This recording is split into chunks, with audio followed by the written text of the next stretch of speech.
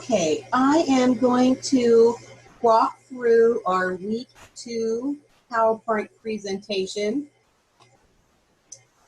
And our goal this week is to, we've already talked about our topics that we might want to research, but we're hoping to gain today is maybe a little bit more understanding of going from a research topic and then developing that into our research question, which will be part of our assignment for week 3.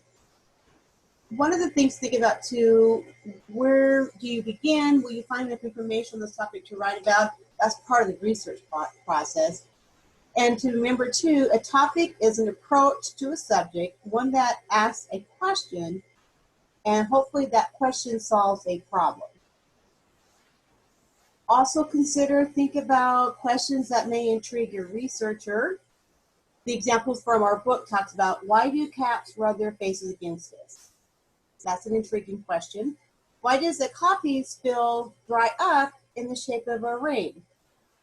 We want to learn more. We have an itch to find out something more on these topics. Consider also going from something that you're interested in, that you're passionate about. How does that become a topic? What interests me about this topic? If it be the cats or the coffee spill, or the impact of global warming, or how does one deal with mental health issues or the criminal justice system? What interests you about that topic? What also would someone else that's reading your research proposal be interested in too? Who would want to learn more about this topic along with you? As you're kind of developing this topic and things that you're interested in, the book also reminds us, list as many interests as you can to help you explore. But if you have your topic in mind, keep that kind of in the background of your mind. What topic do you want to dig deeper into? Is it something that relates to your career? Is it something that relates to your program of study at Doane? Once we kind of have that topic in our mind, we can start looking at encyclopedia entries, headings, and journals. We looked at Google Scholar when we were on campus back in week 1.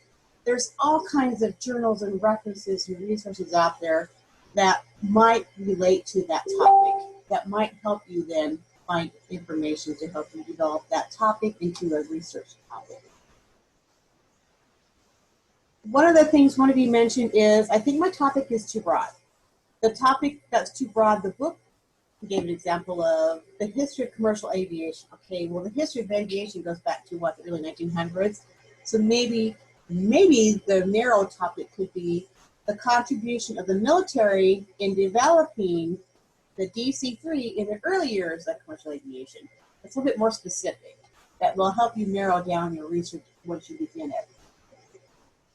Another topic that's too broad, mental illness in the U.S. That's too broad.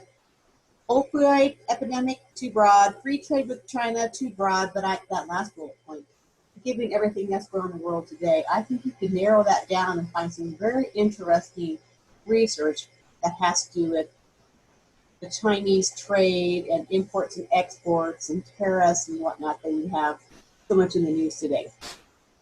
The last thing that the book mentions too along this line, I think, is consider adding words, consider adding complex description, contribution, developing, that might help you then maybe narrow down that topic to a more focused topic to research instead. We then want to go from a focused topic to questions, and that was an upcoming assignment. We'll develop that research question. The first thing the book mentions, if you ask no specific question worth asking, let me rephrase that. If you ask no specific question worth asking, you can offer no specific answer worth supporting. So it has to be something that's worth a question, a research topic that's worth asking. Otherwise, how can you support that research? If you don't find all the information you can on the topic, maybe formulate some questions, use that journalistic approach, who, what, when, where. Focus on the how and the why. How did this happen? Why did this happen? How can we prevent this from happening in the future? We also have to consider going from a focused topic to questions. What's the history of your topic? Is there any structure and composition? How does it fit into the context of the larger, that big broader topic that you are trying to narrow down from? How is your topic organized? Is it a comparative and contrast? Think about the China trade thing, compare and contrast.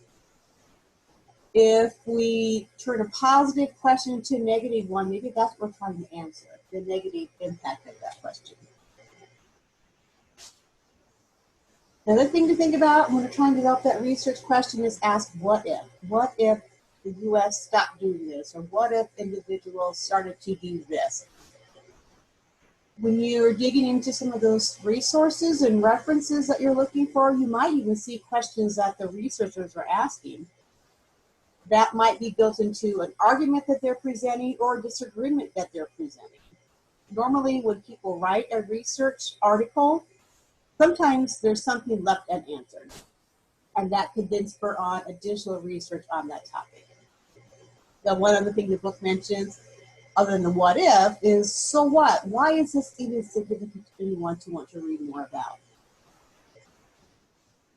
From a focused topic to questions. Name your topic. I'm trying to learn about, work on, study this. An indirect question because I want to find out who, what, when, where, and why.